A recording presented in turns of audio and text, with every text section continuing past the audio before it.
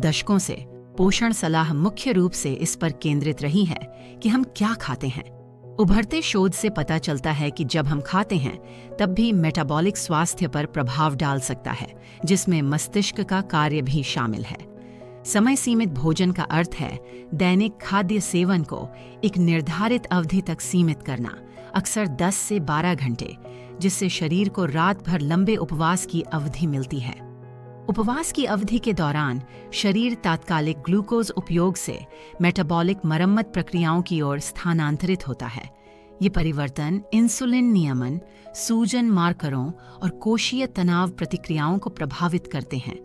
दीर्घकालिक मेटाबॉलिक तनाव, जिसमें लगातार ऊंचे इंसुलिन स्तर शामिल हैं, को संज्ञानात्मक गिरावट के बढ़ते जोखिम से जोड़ा गया है। कुछ शोधकर्ताओं ने मस्तिष्क में इंसुलिन सिग्नलिंग में बाधा को न्यूरोडीजेनरेटिव रोग में एक योगदान कारक के रूप में वर्णित किया है। समय सीमित भोजन मेटाबॉलिक लचीलापन का समर्थन कर सकता है, शरीर की ईंधन स्रोतों के बीच कुशलता से स्थानांतरित होने की क्षमता। पशु अध्ययन और प्रारंभिक मानव अनुसंधान ये सुझाव देते हैं कि संरचित खाने के समय से सूजन के मार्करों में कमी आ सकती है और इंसुलिन संवेदनशीलता में सुधार हो सकता है। इसका मतलब यह नहीं है कि लंबे उपवास की आवश्यकता है। इसका मतलब यह नहीं है कि भोजन छोड़ना बीमारी का इलाज करता है। इसका मतलब यह नहीं है कि एक ही खाने का कार्यक्रम सभी के लिए उपयुक्त है। ये सुझाव देता है कि सुबह से लेकर रात के देर तक लगातार खाना खाने से आदर्श मेटाबॉलिक मरम्मत का समर्थन नहीं हो सकता है।